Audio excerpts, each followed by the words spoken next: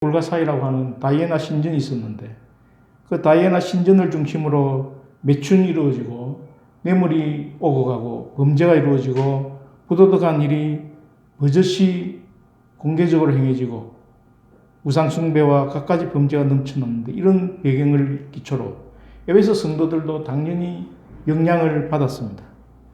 바울은 그것을 염두에 두고 이제부터는 그렇게 살지 말아라. 그렇게 금명한 것입니다. 예를 들어서 우리 주위에 묘금연화경은 외우는 사람 나무호랭개교를 하죠. 그 사람들은 안전하서나 모이면 나무호랭개교 이렇게 외웁니다. 불교도들은 어떻습니까? 모이다 하면 반야심경, 마하반야 바라밀다심경 간 이런 전형적인 불교도들의 삶이죠. 또 마음에서도 어떻습니까? 모이다 하면 시간이 되면 하루 중에 5번 메카를 향해서 절을 합니다. 이렇게 각 종교의 전형적인 삶이 있는 것처럼 이방인 종교의 그 전형적인 삶을 쫓아 살지 말고 크리스찬으로서의 전형적인 삶을 살아라고 바울은 권면하는 것입니다. 이제부터는 그렇게 살지 말아라. 17절 19절까지 말씀을 보면 상당히 어려운 것처럼 보입니다. 무슨 말인지 모르지만 비슷한 말이 계속 반복되는 것 같은데 사실은 17절 후반절부터 19절까지 내용은 로마서 1장 18절로부터 32절까지 내용을 축약해서 그 단계별로 순서별로 정리 요약되어 있는 것입니다. 첫 번째, 왜 이방인처럼 이교도들처럼 살지 말아야 하느냐면 17절 후반절에 보면 다 허망한 것이다. 그 마음이 허망한 것으로 행함같이 행하지 말라. 결국 허망한 것이기 때문에 열매를 맺을 수 없다는 것입니다. 생명의 열매가 묘금연화경을 아무리 배운다고 해서 마음에서를 열심히 예배한다고 해서 반야심경을 10번, 20번을 배운다고 해서 부산에 저희 사촌 여동생이 있는데 불교도입니다. 집에서 매일 새벽마다 108배를 한다고 그래요. 108배를 하고 나면 108번 절을 한다고 일어섰다 앉았다 반복하고 일어나다 보면 온몸이 땀으로 젖는다고 합니다. 그럼 그게 운동 삼아 운동에도 참 좋다고 자랑을 하더라고요. 그렇게 하는 것이 흠한 것이다. 열매가 없는 것이다. 열매가 없죠. 두 번째 이유는 뭡니까? 18절에 보면 마음이 굳어지면 총명이 어두워지면 그들 가운데 있는 무지함이 오고 결국은 하나님의 생명에서 떠나 있습니다. 생명력이 없기 때문에 열매가 없는 것이죠. 더 심한 결과는 감각 없는 자가 되어서 자신을 방탕에 방임하며 모든 더러운 것을 욕심으로 행하되 유진 피터슨의 메시지에서 이거 19절을 부정한 성관계라고 이야기했습니다. 이상에서 보면 사도 바울이 이방인같이 살지 말라는 말은 이교도들처럼 그런 삶을 청산해라. 크리스찬으로서 전형적인 삶을 살아라. 보통 성경에는 이방인과 나그네, 객을 선한 이미지로 묘사합니다.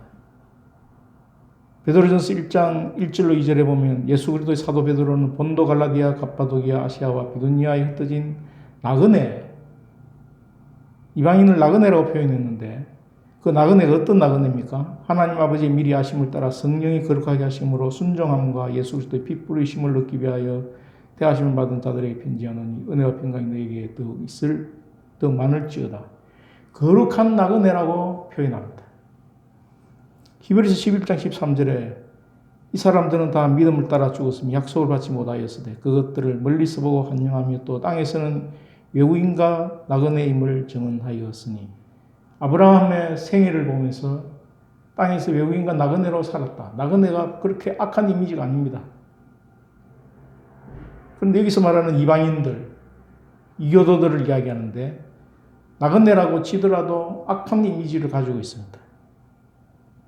베드로전서 2장 11절 12절에 보면 사랑하는 자들아 거류민과 나그네 같은 너희를 권하노니 영혼을 거슬러 싸우는 육체의 정욕을 제어하라. 너희가 이방인 중에서 행실을 선하게 가져 너희를 악행한다고 비방하는 자들로 하여금 너희 선한 일을 보고 오시는 날에 하나님께 영광을 돌리게 하려 함이라. 여기는 좋은 이미지가 없죠. 그러면 나그네 같은 너희를 권하노니, 이교도들의 악함과 거의 유사한 영혼을 거슬러 싸우는 육체의 정욕 가운데 빠져 있고, 또 악행한다고 비방을 하고 행실을 악하게 한다고 표현하고 있습니다. 말씀을 준비하면서 이방인의 삶을 검색하다가 여러분도 처음 듣지 싶은데, 스탠포드 감옥 실험이라는 테마가 있습니다. 스탠포드 대학에서 가상의 감옥을 만들어가지고, 스탠포드 대학이 미국의 아이비리그에 들어가는 대학인데, 그 아이비리그에 들어가는 대학생 24명을 그 간수와 죄인으로 나눠가지고 12명씩 간수와 죄인으로 나눠가지고 12명은 간수를 하고 12명은 죄인으로 여겨지도록 했는데, 중류 이상의 상류 과정에서 교양과 상식을 훈련받은 그 대학생들이 편을 나누어서 간수와 죄수를 맡아서 역할극을 했는데, 원래는 계획을 2주 동안 하도록 했습니다. 2주 동안 12명은 교도소 간수 역할을 맡고 12명은 감옥에 투옥된 죄수 역할을 맡았는데, 부작용이 나타나기 시작해가지고 6일 만에 실험을 중단했습니다. 그 실험을 감행한 사람이 필립 조지 짐 바르도라는 사람인데, 필립 조지 짐 바르도, 아주 유명한 실험이라고 전 세계적으로 알려져 있습니다. 첫째 날부터 재수자들이 간수 역할을 맡은 친구들을 향해서 불복종하고, 또 간수 역할을 하는 교도관들은 재수들을 괴롭히고, 이런 것들이 적나라하게 나타나가지고 재수 역할을 맡은 학생들이 신경쇠약이 걸리고 또 뭐 이상증세를 나타내고 이래서 사람이 다칠 수 있겠다 싶어서 14일을 계획을 했다가 6일 만에 수도반 실험이 스탠포드 감옥 실험이라는 실험이 있습니다. 그런데 더 충격적인 것은 이 스탠포드 감옥 실험이 조작됐다는 것입니다. 참가자들이 이상행동을 보인 것이 자발적인 것이 아니라 모두 연기였고, 짐 바르도 교수가 요구한, 실험을 계획한 당사자들이 요구한 대로 한 연기였다고 폭로가 되기 시작했습니다. 약 40년이 흘러서.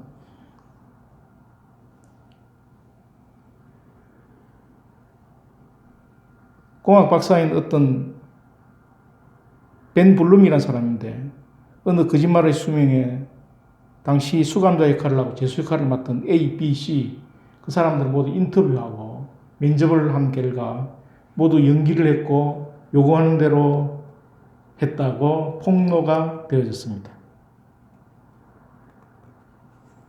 그런데 그 전에 이미 수많은 언론 매체에서, 법정에서, 청문회에서 이 스탠포드 감옥 실험 사례가 보고가 되었고, 이미 이 스탠포드 감옥 실험 결과들은 사회적으로 공공연하게 이용되기 시작했습니다.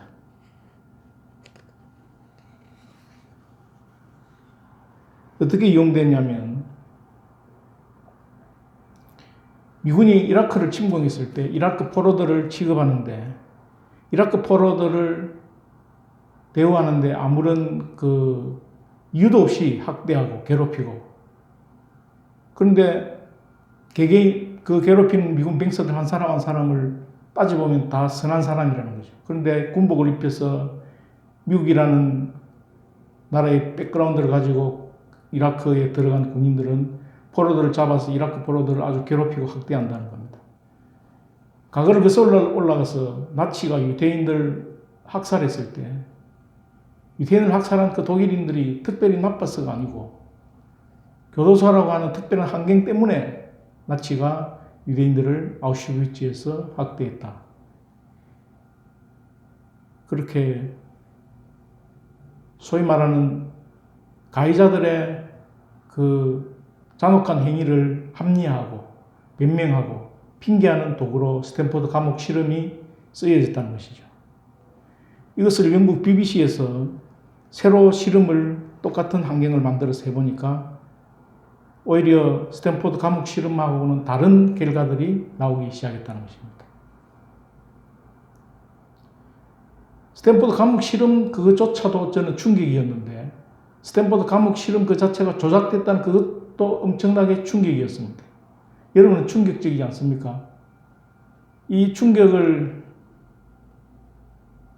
더불어 또 충격이 되었던 것은 혹시 2008년도에 나온 그 The Read라고 하는 영화를 보신 적이 있는지 모르겠습니다.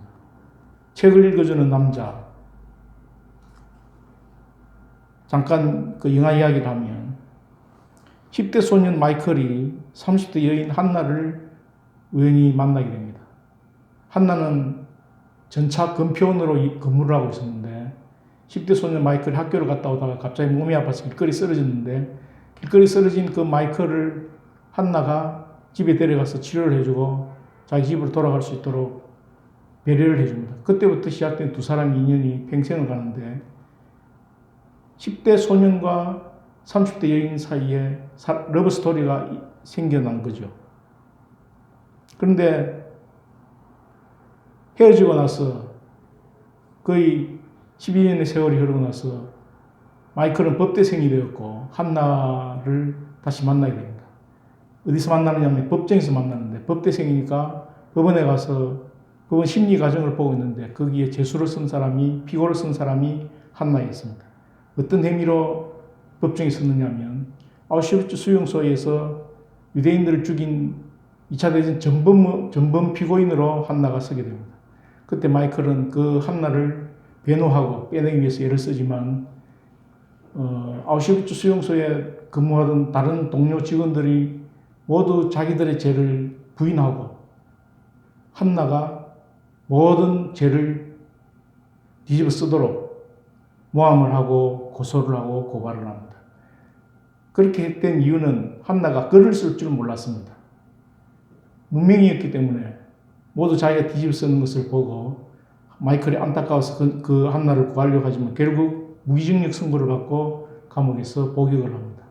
감옥에 복역하는 그 한나를 위해서 마이클이 그리스 고전, 로마 고전, 라틴어 고전을 책으로 된 것들을 읽어서 녹음을 해가지고 보내줍니다.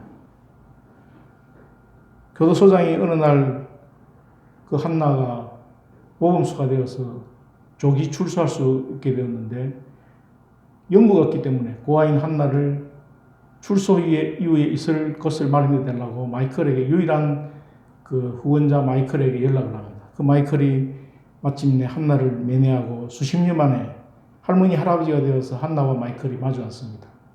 그런데 마이클이 아직도 한나 본인이 무슨 죄를 저질렀는지 자기 죄의 심각성을 모른 채 여전히 당당하게 자기는 아우슈비츠 수용소에서 할 일을 했다고 그렇게 항변한 한나를 보고 마이클 실망을 하고 실망하는 한나를 보고 마이클을 보고 한나는 또 좌절하고 그래서 면회를 마치고 돌아와서 한나는 유서를 씁니다. 무명이었던 한나가 책을 읽어주는 그 마이클의 녹음기를 들으면서 그 책을 도서관에서 대여를 받아가지고 책을 읽는 가운데 자기 혼자 스스로 글을 터득합니다. 터득한 그 삐뚤삐뚤한 글자, 받침도 틀린 그 글자를 조합을 해서 유서를 썼는데 출소하는 날을 얼마 앞두고 한나가 자살을 합니다. 마중 하루 나온 마이클이 그 한나를 아쉬워하면서 한나의 유품과 유서를 보는데 유서에는 자기가 얼마간의 돈을 감옥에서 모아놨는데 모아놓은 그 돈을 아우슈비츠 수용소 피해자들에게 전달해 달라고 이야기합니다. 아우슈비츠 피해자들에게 그 돈을 전달하러 갔는데 그 돈은 안 받고 그 돈을 넣어놓은 상자가 아우슈비츠 수용소에서 쓰던 조그만 박스였습니다. 그걸 받으면서 돈을 안 받겠다고 하니까 돈을 마이클이 문명태치 교육재단에 기부를 합니다. 그리고 영화 장면은 끝이 납니다. 끝이 나는 마지막 엔딩 장면이 마이클이 자기 딸이 있었는데 자기 딸을 데리고 한나의 묘지에 가서 한나의 묘지에 조문을 하면서 그 딸이 궁금해합니다. 이 묘지가 누구 거냐고.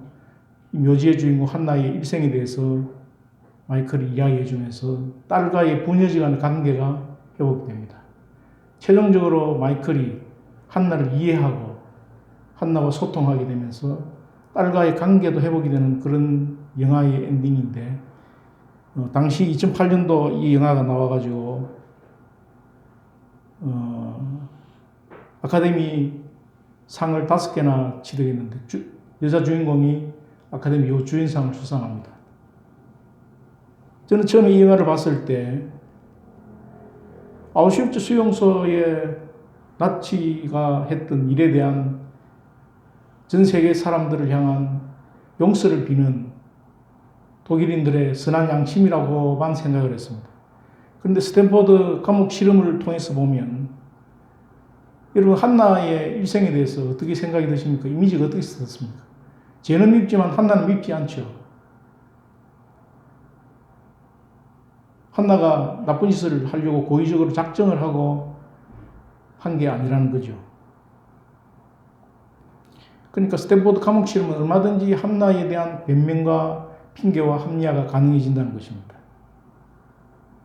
독일인 작가 베른하르트 슐링크가 쓴 소설을 원작으로 해가지고 영화화된 내용인데 폭력적이고 강압적인 환경에 들어가면 평범하고 선량한 사람도 얼마든지 한나와 같은 살인을 아주 웃으면서 저지를 수 있다는 것을 충분히 증거하는 그런 어떻게 보면 영화가 그런 내용이죠. 아우슈비츠 수용소의 가해자들을 용서해 달라면서도 사실은 그들에게 면죄부를 주는 그런 영화일 수 있고 스탠포드 감옥 실험도 그런 근거가 될 수 있다는 것이죠. 우리의 사악한 행동이 우리 각자가 특별히 악해서 나쁜 놈이라서 그런 게 아니고 상황이, 환경이, 조건이 우리를 내몰면 얼마든지 그 상황, 환경과 조건을 변명하고 합리하고 핑계할 수 있다는 겁니다.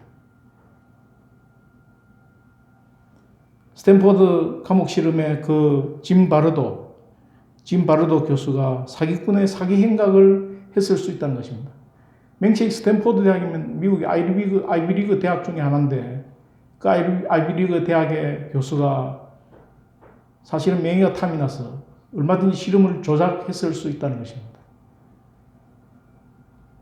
결국 이방인의 삶은 마음이 굳어지면 총명이 어두워지고 그들 가운데 있는 무지함이 하나님 생명에서 떠나 있는 그래서 사회와 시스템이 걷잡을 수 없이 진보하는 것이 아니라 선한 방향에서 진보하는 것이 아니라 퇴보할 수 있게 만드는 그런 원흉의 역할을 할 수 있다는 것입니다.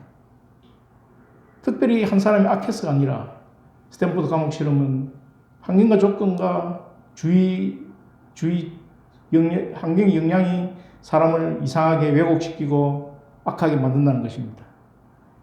동의가 되시는가요?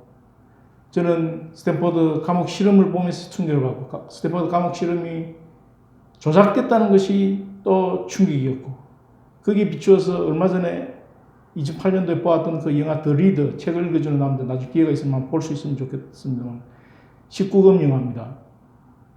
그 19금 영화의 한나와 마이클의 이야기가 얼마든지 독일 아우슈비츠 수용소에 가해진 그 독일인들의 가해에 대해서 얼마든지 변명하고 핑계하고 합리화하는 근거로 스탠포드 감옥 실험이 이용될 수도 있다는 것을 보여주는데 사실은 그 모든 삶의 행태가 짐 바르도 교수의 행태나 더 리더 속에 나오는 남자 여자의 그 주인공들의 행태나 모든 것이 이방인의 삶에 불과하다는 것입니다.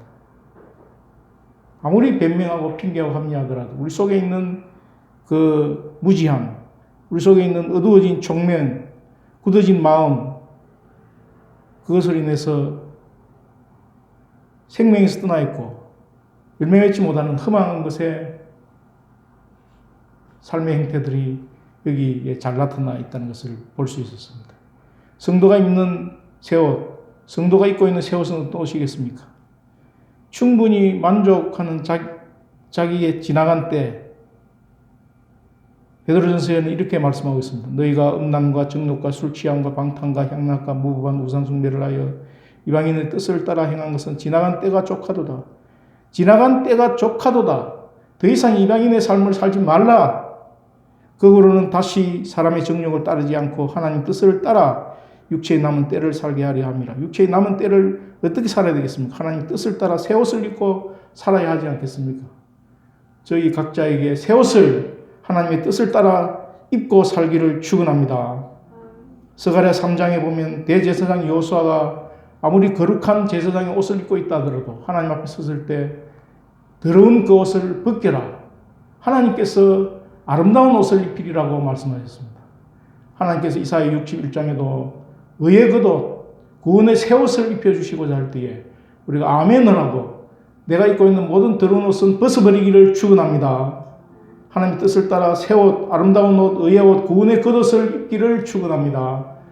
이사야 61장, 스가랴 3장에 대제사장 여호수아에게 또 성도에게 입혀주실 아름다운 옷, 구원의 겉옷, 의의 겉옷, 우리 모두의 새 옷이 되기를 축원합니다. 20절을 보십시오. 성도의 삶입니다. 20절의 시작을 우리가 보고 있는 개역 성경에서는 뭐라고 표현하고 있습니까? 오직이라고 표현하고 있습니다. 오직 너희는 그리스도를 그같이 배우지 아니하였느니라. 그러나 NIV 성경에 보면 오직이 아니라 그러나로 시작하고 있습니다. 그러나로 시작한다는 것은 무슨 뜻입니까? 앞의 내용과 20절 이후에 전개되는 내용이 반대라는 거죠. 대조되는 내용이라는 것이죠. 21절을 보십시오. 진리가 예수 안에 있는 것 같이. 진리가 예수 안에 있는 것 같이 이렇게 번역했지만 사실은 예수님 안에 있는 그 진리와 함께, 예수님 안에 있는 그 진리와 함께, 예수님 안에 어떤 진리가 있습니까? 이것은 좀 어렵게 이야기하면 예수님이 주격이자 목적격이라는 것입니다. 예수님이 가르치시고, 예수님이 무엇을 가르치십니까? 예수님이 예수님을 가르친다는 것입니다. 예수님이 주어가 되어서 예수님이 가르칠 뿐 아니라 예수님이 가르치는 내용도 예수님이라는 것이죠.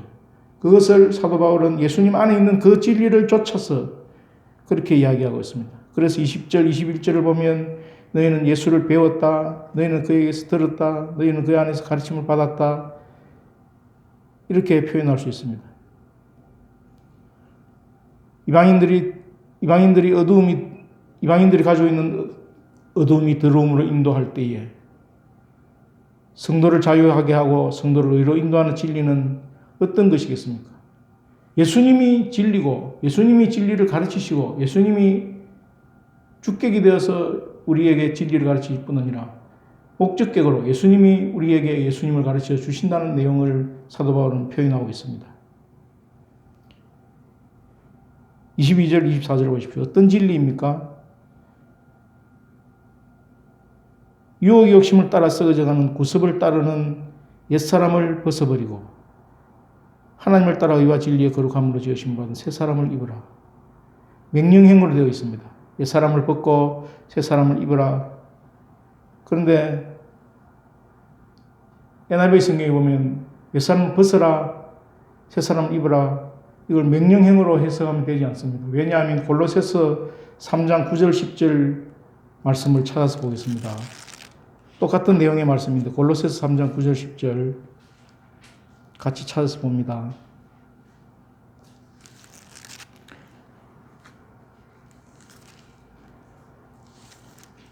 골로새서 3장 9절 10절 피면 같이 읽겠습니다. 너희가 서로 거짓말을 하지 말라. 옛사람과 그 행위를 벗어버리고 새 사람을 입었으니 이는 자기를 창조하신 이의 형상을 따라 지식에까지 새롭게 하심을 입은 자니라. 골로새 3장 9절 10절 내용은 에베소서 4장 22절 24절 내용과 동일한 병행 구문인데 시제를 보면 골로새 3장 9절 10절의 시제는 현재 문사로 되어 있습니다. have taken, have 플러스 과거 분사 이렇게 시제가 되어 있습니다. 그런데 에베소서에는 그냥 put on old self, put off old self, put on new self 이렇게 현재형으로 되어 있습니다. 시제의 차이는 무엇을 이야기해 줍니까? 골로새 3장 9절 10절이 문맥적으로 만든 이유가 25절에 그런적이라는 것은 앞에 내용들을 근거로 해서 거짓을 버리라, 이웃과 더불어 참된 것을 말하라, 이는 우리가 서로 지체가 됨이라 이렇게 명령형이 나가는데 22절 24절을 명령형으로 보면 명령하고 나서 또 그것을 근거로 해서 명령하는 것이 문맥적으로 논리적으로 맞지 않죠. 그래서 명령형이 아니고 골로새 3장 9절 10절 내용을 따라서 과거 분사로 해석을 하게 되면 예수님을 우리가 및 구주로 고백하는 순간 하나님께서 우리 속에 옛사람을 벗겨주시고 새사람을 입혀주셨다는 그 과거의 사실을 이야기한다는 것입니다. 즉 우리가 예수님을 구주로 고백하는 순간 내 속에 하나님께서 새 마음을 창조하셔가지고 옛사람을 벗겨내시고 새사람을 입게 하셨다는 것을 사도 바울은 에베소서 4장 22절 24절에서 표현하고 있는 것입니다. 무슨 뜻인지 아시겠죠? 골로새 3장 9절 10절이 시제상 맞는 시제인데 골로새 3장 9절 10절 말씀을 근거로 에베소서 말씀을 해석을 하면 22절 24절이 명령형이 아니고 과거 예수님을 우리가 구주로 고백하는 그 순간 내 속에 하나님께서 새 마음을 창조하셔서 우리를 하여금 옛 사람을 벗겨내시고 새 사람을 나에게 입혀주셨다는 것입니다. 하나님이 절대 주권, 나를 구원하실 수 있는 분, 나에게 새 마음을 창조하시고 옛 것을 벗겨내시고 새 것을 입혀주실 수 있는 분은 하나님 한 분뿐이시죠. 내가 입고 싶다고 해서 입혀지는 것이 아니라는 겁니다. 동의가 되시죠?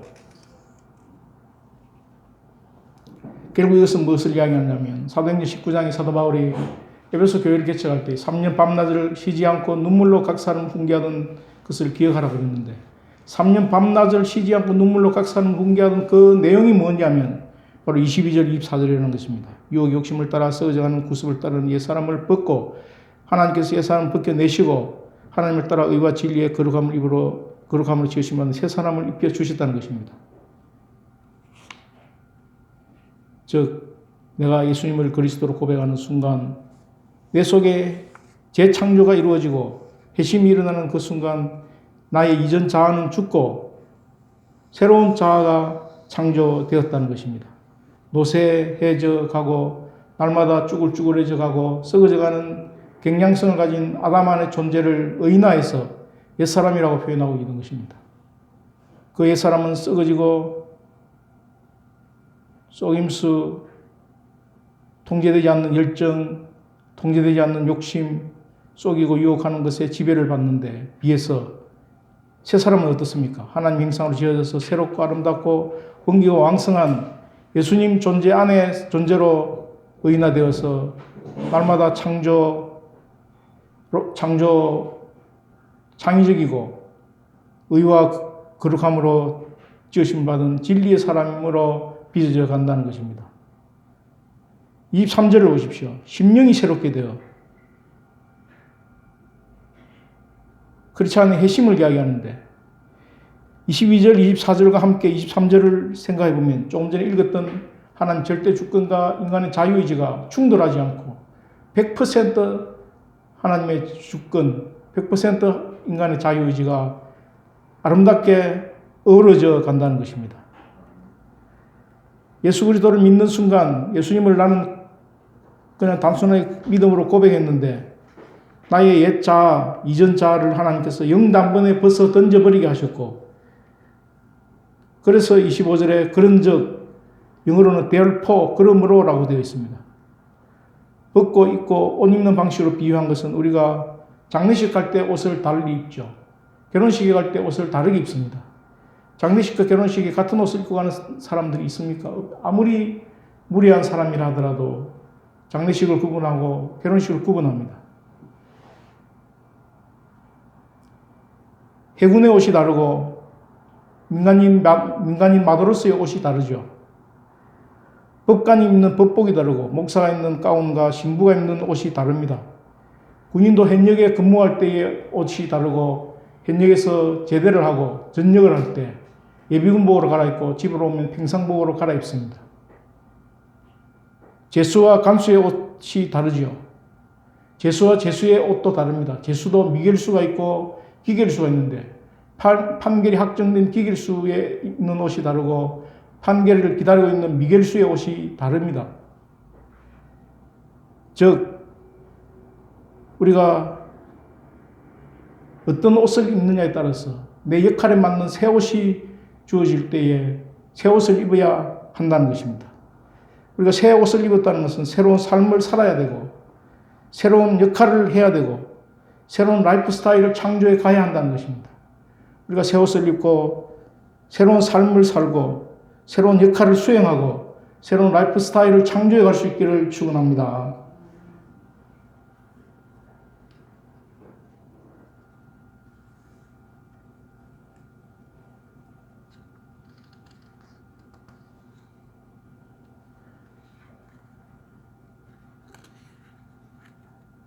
이야기를 한 2개 하고 마치도록 하겠습니다. 요즘 미국에서 유행하는 다시 집으로라고 하는 책이 있는데 미국 체제 한국인처럼 미국 체제하는 중국인 2세 크리스토프 위안이라고 하는 사람의 이야기입니다. 크리스토프 위안이 치과대학을 다니는 촉망되는 청년이었습니다. 그의 어머니 안젤라 위안 남편하고 치과병원을 운영했는데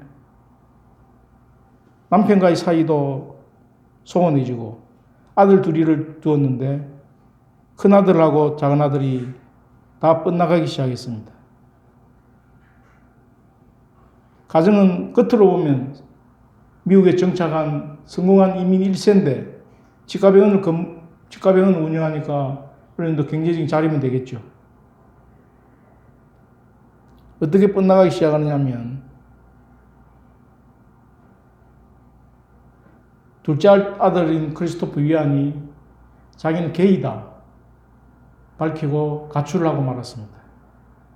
큰아들 방탕한 생활을 자초하면서 또 가출을 했습니다. 안젤라 위안이 삶의 유일한 지지였고 희망이었던 큰아들 작은아들이 그렇게 뻗나가자 내 인생 이제 살아서 못하겠나라고 삶을 포기하려고 자살을 하려고 기차를 타고 가고 있었습니다. 지하철 타고 가고 있는데 전도지를 전달받았습니다.